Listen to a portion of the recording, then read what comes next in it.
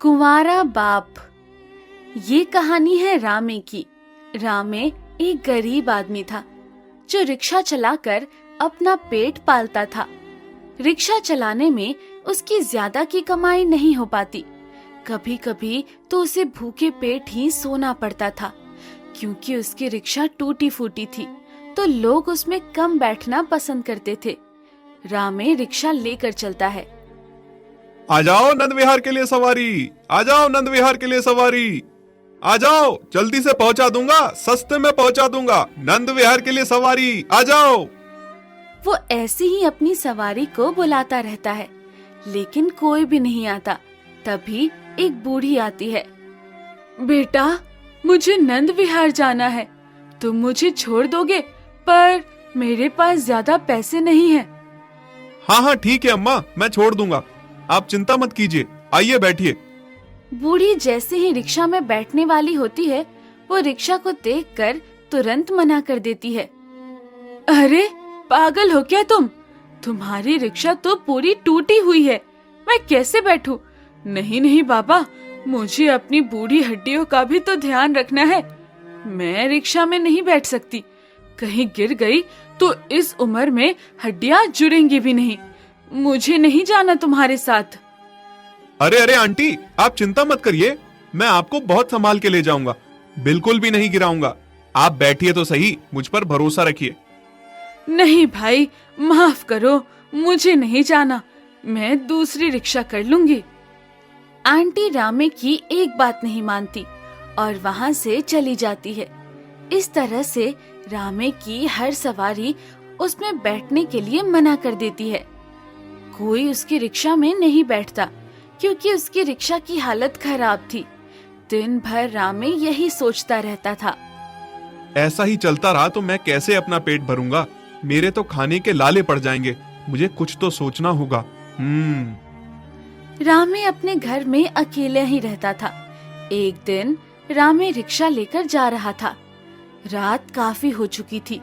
तभी उसे सड़क पर एक बच्चे के रोने की आवाज आती है।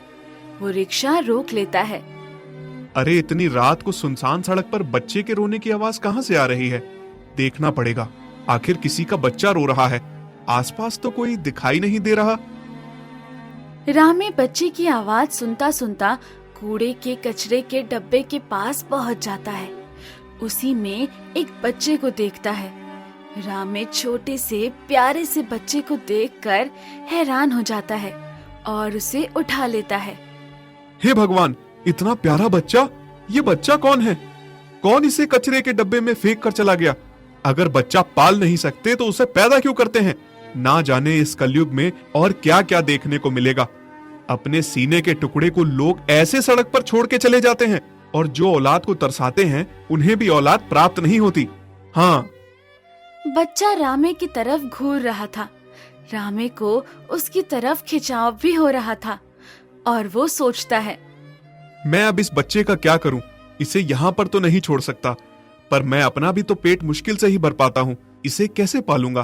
क्या करूं? कुछ समझ नहीं आ रहा। बहुत सोच विचार करने के बाद वो उसे अपने घर ले आता है और बोलता है, बच्चा भूखा होगा, ना जाने कब से वो लेटा होगा, पर मैं इसको क्या खिलाऊंगा? हाँ, आज मैंने 10 रुपए कमाए हैं, एक काम करता हूँ और 10 रुपए में इसके लिए दूध ले आता हूँ, कम से कम इसकी थोड़ी भूख तो शांत हो जाएगी। हाँ। रामे ने जो 10 रुपए कमाए थे, उसी में बच्चे के लिए दूध ले लेता है और अपने बच्चे को पिला देता है।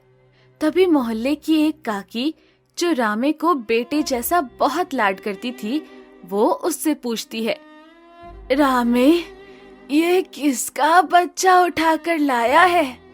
बेटा, तू तो कुंवारा है, फिर ये बच्चा? पता नहीं काकी, ये किसका बच्चा है? मुझे तो रास्ते के कचरे के डब्बे में रोता हुआ मिला। लगता है ये भी मेरी तरह ही है, इसका भी मेरी तरह कोई नहीं है, तो मैंने इसको वहां छोड़ना सही नहीं समझा और अपने साथ लेकर आ गया। और बेटा, तू तो खुद ही भूखा सोता है, तेरी अभी कमाई का कोई साधन नहीं है, तो उसका पालन पोषण कैसे करेगा? तू कुंवारा बाप तो बन गया, मगर बाप की जिम्मेदारी बहुत होती है। यही सब सोचकर काकी मैंने एक बार इसको वहीं छोड़ दिया था। सोचा कि कोई और ले जाएगा, लेकिन मन नहीं माना। मैं इस बच्चे के लिए और मेहनत करूंगा। अगर मुझे इसके माँ बाप का पता चल गया तो मैं उन्हें दे दूंगा, नहीं तो आज से मैं ही इसका बाप हूँ और मैं ही इसकी माँ। मैं ही इसको पाल पोस कर बड़ा करूंगा।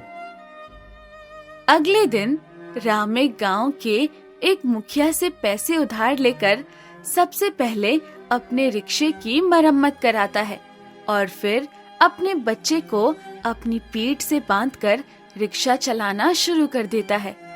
गर्मी तपती दोपहरी में वो अपने बच्चे को लेकर रिक्शा चलाता है।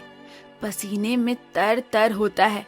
उसे अपने बच्चे की गर्मी बर्दाश्त नहीं होती, तो वो सोचता है, मैं अपने बच्चे को इतनी गर्मी में नहीं रख सकता। मुझे कुछ सोचना होगा, कहीं ये बीमार ना पड़ जाए।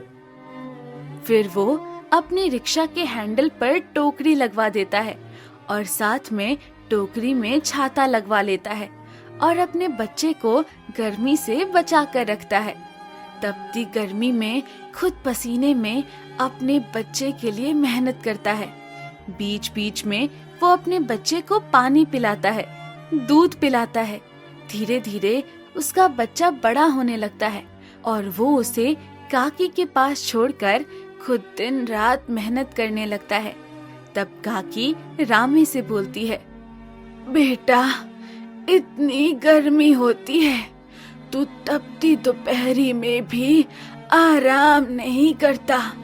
कम से कम थोड़ा बहुत तो आराम कर लिया कर।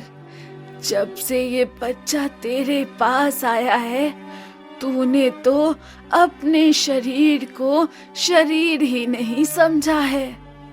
काकी, तू मेरी चिंता मत कर, बस तू मेरे मुन्ने का ध्यान रखा कर। मैं अपने मुन्ने के लिए सब कुछ करना चाहता हूँ। इसे हर खुशी, हर सुविधा देना चाहता हूँ। इसे पढ़ा लिखा कर एक अच्छा आदमी बनाना चाहता हूँ। पढ़ लिख लेगा तो मेरी तरह रिक्शा नहीं चलाना पड़ेगा। पर बेटा, तू कब तक अकेले ही जिंदगी काटेगा? मानती हूँ तूने कुंवारे होने के बाद भी बाप बनना सही समझा, पर एक जीवन साथी की तो सबको जरूरत होती है। तुझे भी होगी। नहीं काकी, मुझे शादी नहीं करनी। मेरे पास तो बच्चा है, वही मेरा सब कुछ है। अब इसके अलावा मुझे कुछ नहीं चाहिए। रामे और कड़ी मेहनत करने लगा। उसे ना धूप दिखाई देती, ना बारिश दिखाई देती, ना सर्दी दिखाई देती। किसी मौसम का उसके ऊपर कोई असर नहीं था। बस एक अच्छे बाप की तरह वो अपना फर्ज निभा रहा था। बस अपने बच्चे को अच्छे से पढ़ाने लगा। उसका बच्चा अच्छे स्कूल में पढ़ने लगा और इस तरह से रामे कुंवारे बाप से प्रसिद्ध हो गया, जिसका बेटा बड़ा होकर एक बड़ा अफसर बना। तब उसने लोगों को अपने कुंवारे बाप के बारे में जानकारी दी।